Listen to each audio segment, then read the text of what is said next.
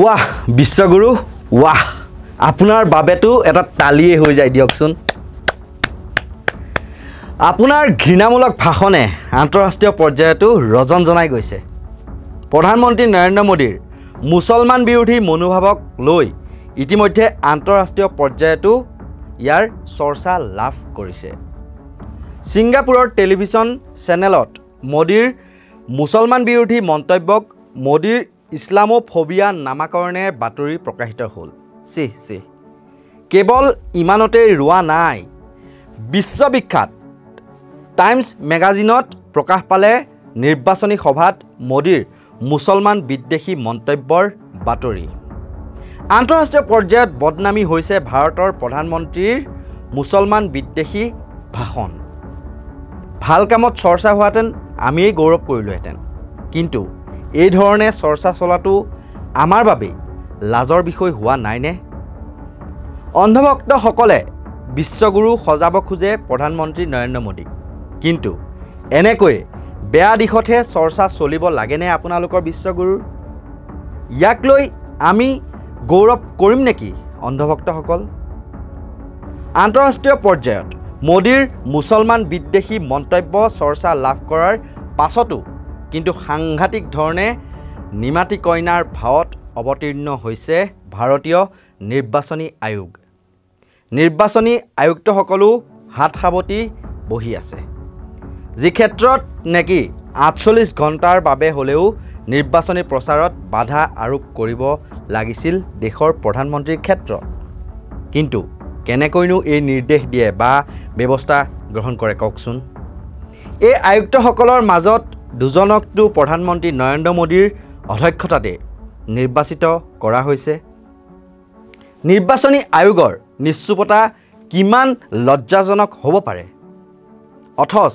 ভাৰতৰ মুছলমানসকলক অপমান কৰি ভাষণ দিয়া प्रधानमंत्री मोदीर বিৰুদ্ধে देशर 17,400 गराकी नागरिके एकेलगे चिठी लिखिसे भारतीय निर्वाचन आयोगলৈ एफाले जदि नरेंद्र मोदीये मुसलमान विद्वेषी मंतव्य करे आनफाले आको मुसलमानक तुष्टिकरण करिবলৈ बा मुसलमान समाजर सामाजिक अर्थनैतिक सुरक्षार क्षेत्रत कांग्रेसतকৈ बीजेपीये अधिक काम करा बुली दाबी करे प्रधानमंत्री नरेंद्र मोदीये अर्थात मानुह एजनेই मंतव्यहे पृथक समय बागरी जोৱাৰ लगे लगे प्रधानमंत्री मोदीये की কৈ আছে যেন নিজেই ধৰিব নোৱাৰা হৈছে আমি দুখন স্ক্ৰিনত একেজন प्रधानमंत्री नरेंद्र मोदीर एकेখন মুখৰে দুটা মন্তব্য আমি এই মুহূৰ্তত শুনাই লৈছো गोल ले लेंगे सबको वितरित कर देंगे और पहले जब उनकी सरकार थी उन्होंने कहा था कि देश की संपत्ति पर पहला अधिकार मुसलमानों का है इसका मतलब ये संपत्ति इकट्ठी करके किसको बांटेंगे जिनके ज्यादा बच्चे हैं उनको बांटेंगे घुसपैठियों को बांटेंगे क्या आपकी मेहनत की कमाई का पैसा घुसपैठियों को दिया जाएगा आपको मंजूर है ये कांग्रेस का मैनिफेस्टो कह रहा है साथियों इसी क्षेत्र में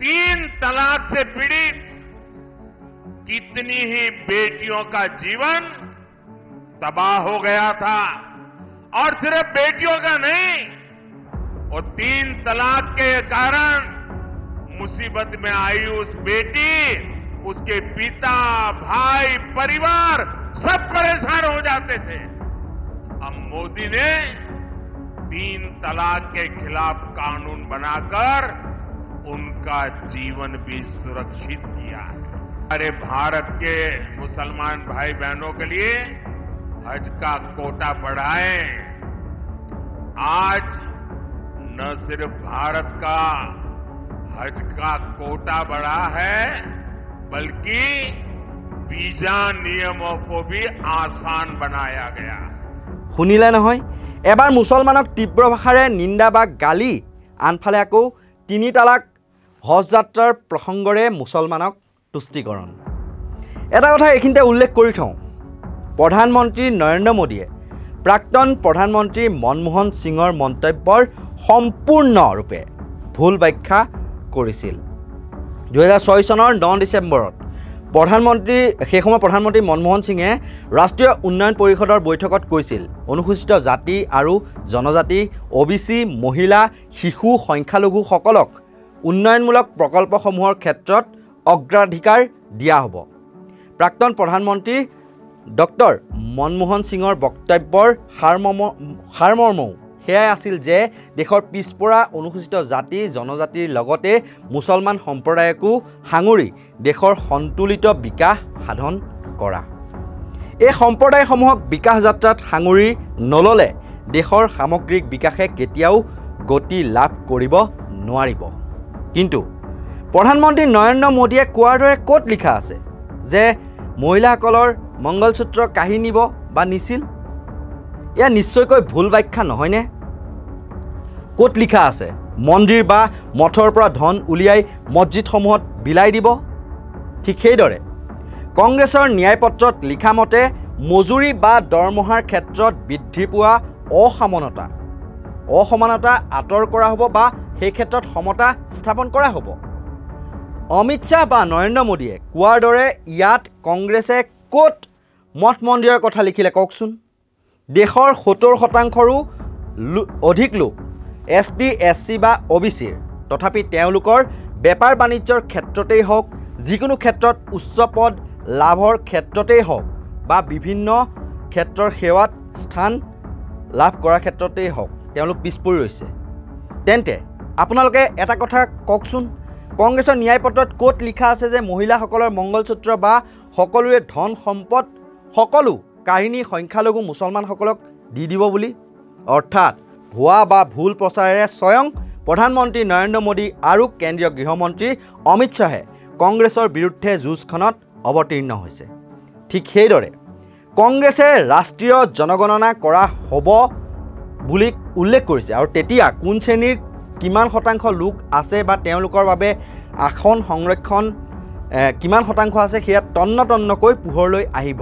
কিন্তু ইয়াততো কংগ্ৰেছে লিখা নাই যে সকলো লোকৰ পৰা ধন সম্পত্তি কাঢ়ি আনিব। তেনেকৈ সংখ্যালঘুসকলক শিক্ষা স্বাস্থ্য চাকৰি দক্ষতা বিকাশৰ ক্ষেত্ৰত আৰু সাংস্কৃতিক ক্ষেত্ৰত আগুৱাই যোৱাৰ ক্ষেত্ৰত সহায় সহযোগিতা আগবঢ়োৱা হ'ব বুলি কংগ্ৰেছে তেওঁলোকৰ ন্যায়পত্ৰখনত উল্লেখ কৰিলে। মই আপোনালোকক সুধিব বিচাৰিছোঁ, সংখ্যালঘু মানে কেৱল মুছলমানহে নেকি? পিছপৰা শ্ৰেণীৰ মানে কেৱল মুছলমানহে নেকি? শিখ জৈন হিন্দু বাঙালী পাৰ্চী খ্ৰীষ্টানসকল সংখ্যালঘুৰ শাৰীত নপৰে নেকি? এইখিনিতে পুনৰ এবাৰ আন্তঃৰাষ্ট্ৰীয় পৰ্যায়ত প্ৰধানমন্ত্ৰী মোদী কেন্দ্ৰিক যিসমূহ বাতৰি আছিল, যিসমূহে ৰজনজনাই যোৱা কেইটামান হেডলাইন আমি দৰ্শকসকলৰ প্ৰতি আমি আগবঢ়াইছোঁ। ডয়চে ৱেলেট প্ৰকাশিত headline, will the outcome of India's election increase intolerance? অৰ্থাৎ ভাৰতৰ নিৰ্বাচনৰ ফলাফলে অসহিষ্ণুতা বৃদ্ধি কৰিব নেকি? টাইম মেগাজিনত প্ৰকাশিত হেডলাইন মতে modification of India is almost complete. অৰ্থাৎ ভাৰতত প্ৰায় মডিফিকেশ্যন সম্পূৰ্ণ হৈ উঠিছে। ফাইনেন্সিয়েল টাইমছত প্ৰকাশিত বাতৰি হেডলাইন এইটো, is India's BJP the world's most ruthlessly efficient political party? ভাৰতৰ BJP দলটো বিশ্বৰ আটাইতকৈ নিৰ্দয়ভাৱে কাৰ্যক্ষম ৰাজনৈতিক দল নেকি?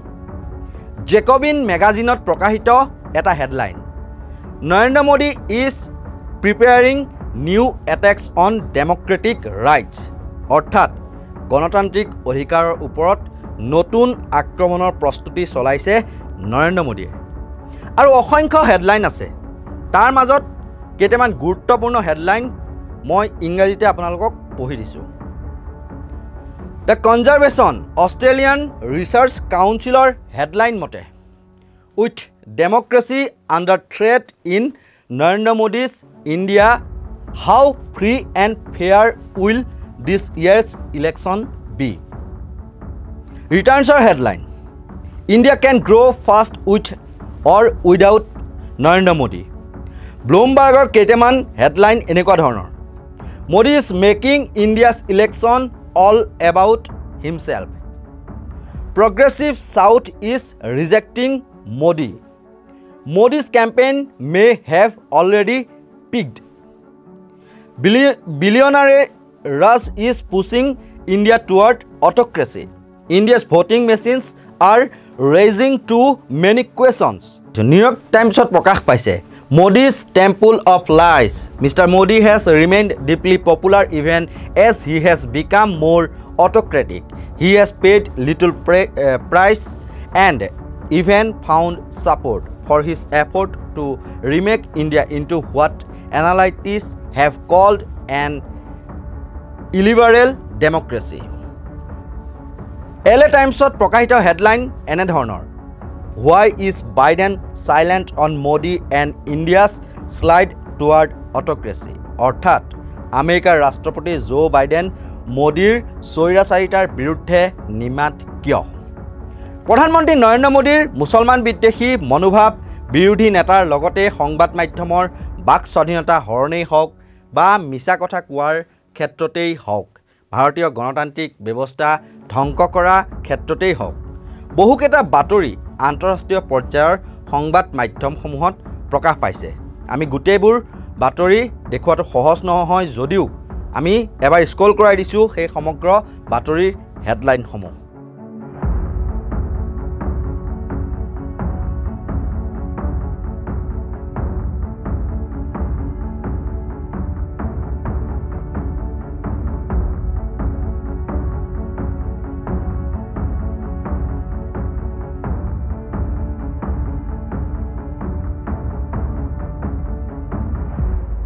वाह विश्वगुरु वाह আপোনাৰ বাবে পুনৰ এবাৰ তালি এটা দিছো আপোনাৰ ঘৃণামূলক ভাষণে আন্তঃৰাষ্ট্ৰীয় পৰ্যায়তো ৰজন জনাই গৈছে প্ৰধানমন্ত্ৰী নৰেন্দ্ৰ মোদীৰ মুছলমান বিৰোধী মনোভাৱ তথা গণতন্ত্ৰ বিৰোধী আচৰণক লৈ ইতিমধ্যে আন্তঃৰাষ্ট্ৰীয় পৰ্যায়তো চৰ্চা লাভ কৰিছে ভাল ক্ষেত্ৰত নহলেও যেন বিশ্বগুৰুৰ বদনামেৰেহে ৰজন জনাই গৈছে আন্তঃৰাষ্ট্ৰীয় সংবাদ মাধ্যমৰ মজিয়াৰ লগতে হেডলাইনসমূহ আৰু ইয়াৰ পাছতো এতিয়া যিসমূহ অন্ধভক্ত আছে বিজেপিৰ অন্ধভক্তই ক'ব নেকি যে বিশ্বগুৰুৱে সদায় এনেদৰেই আন্তঃৰাষ্ট্ৰীয় পৰ্যায়ৰ ক্ষেত্ৰসমূহত জিলিকি থাকক এনেকুৱা ধৰণৰ বিশ্লেষণাত্মক বাতৰিৰ বাবে আপোনালোকে চাই থাকিব নৰ্থ ইষ্ট নাও আৰু যদি আপোনালোকে ইউটিউবত চাই আছে তেতিয়াহ'লে আমাৰ নৰ্থ ইষ্ট নাও ইউটিউব চেনেলটো ছাবস্ক্ৰাইব কৰি দিবলৈ নাপাহৰিব আৰু যদি আপোনালোকে ফেচবুকত চাই আছে তেতিয়াহ'লে নৰ্থ ইষ্ট নাও ভিডিঅ' আৰু এনি নাও নিউজ যি দুটা ফেচবুক পেজ সেই দুটা আপোনালোকে লাইক আৰু ফ'ল' কৰি দিবলৈ নাপাহৰিব আৰু আমাৰ এই ভিডিঅ'টো কেনে পালে আপোনালোকে কমেণ্ট ছেকশ্যনত জনাবলৈ নাপাহৰিব চাই থাকিব নৰ্থ ইষ্ট নাও ধন্যবাদ